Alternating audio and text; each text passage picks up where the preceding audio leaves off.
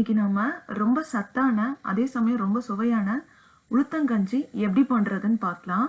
முதல்ல இது செய்ய தேவையான பொருட்கள் என்னென்னு பார்த்துடலாம்.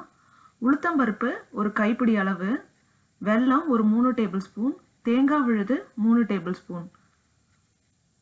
முதல்ல உளுத்தம்பருப்பை ஒரு 1 மணி நேரம் தண்ணீரை ஊற வச்சுக்கோங்க. 1 மணி நேரம் ஆனதுக்கப்புறம் தண்ணியை நல்லா வடிச்சிட்டு நல்லா ஒரு பேஸ்ட்டாக அரைச்சி வச்சுக்கோங்க. ரொம்ப திக்காக அரைச்சிட வேணாம், நல்லா ஒரு தோசை மாவு பதத்துக்கு அரைச்சி வச்சுக்கோங்க. இப்போ இதை நம்ம எப்படி பண்ணுறதுன்னு பார்க்கலாம். முதல்ல ஒரு பேனில் 1.5 டம்ளர் அளவுக்கு தண்ணி ஊற்றிக்கோங்க.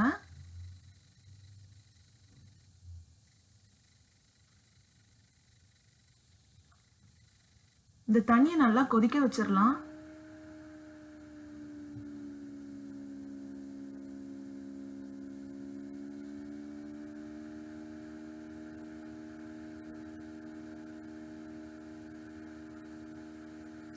தண்ணி நல்லா கொதிச்சதும் நம்ம ஏற்கனவே அரைச்சு வச்ச உளுத்தம் மாவை இதோட சேர்த்து நல்லா மிக்ஸ் பண்ணிக்கலாம். நீங்க பக்கத்துல எப்பொழுதும் சுடு தண்ணி ரெடியாவே வச்சுக்கோங்க. உங்களுக்கு ரொம்ப கெட்டியா இருக்கிற மாதிரி இருந்ததுன்னா நீங்க நடுவுல கொஞ்சம் சுடு தண்ணி சேர்த்துக்கலாம்.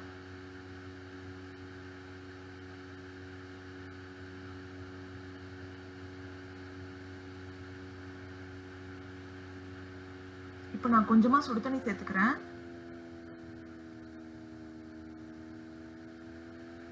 நான் இன்னைக்கு உளுத்தங்கஞ்சி கொஞ்சம் கெட்டியாவே செய்ய போறேன்.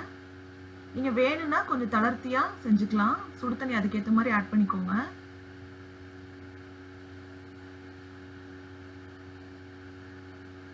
இப்போ இதை ஒரு கொதி வர வரைக்கும் வெயிட் பண்ணலாம்.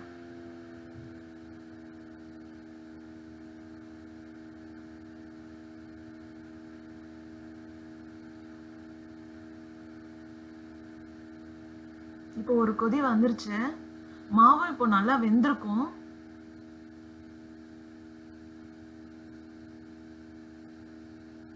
தொட்டு பாருங்க, தொட்டு பார்த்தா கையில ஒட்டக்கூடாது மாவு, அப்பதான் கரெக்டான பதத்துக்கு வந்திருக்குன்னு அர்த்தம். மாவு நல்லா வெந்ததுக்கு அப்புறம் தான் நீங்க வெல்லத்தை சேர்க்கணும். இப்ப நான் வெல்லத்தை சேர்க்கிறேன்.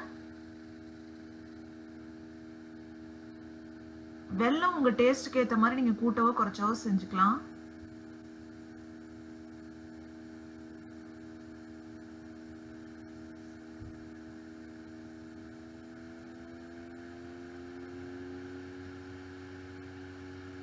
வெல்லம் நல்லா கரைஞ்சதும் நம்ம அரைச்சி வச்சிருக்கிற தேங்காய் பேஸ்ட்டை இதோட சேர்த்து நல்லா மிக்ஸ் பண்ணிக்கலாம். நீங்க ரொம்ப சின்ன குழந்தைங்களுக்கு கொடுக்கறதா இருந்தா அந்த தேங்காவை ஸ்கிப் பண்ணிட்டு 2 ஏலக்காவை நுணுக்கி போட்டு கொடுக்கலாம். பாருங்க, ரொம்ப சுலபமா பண்ணக்கூடிய உளுத்தங்கஞ்சி ரெடி ஆயிடுச்சு. இதை நீங்களும் உங்க வீட்டில் ட்ரை பண்ணி பாருங்க. ட்ரை பண்ணி பார்த்துட்டு உங்க கமெண்ட்ஸ் எனக்கு ஷேர் பண்ணுங்க. தேங்க்யூ.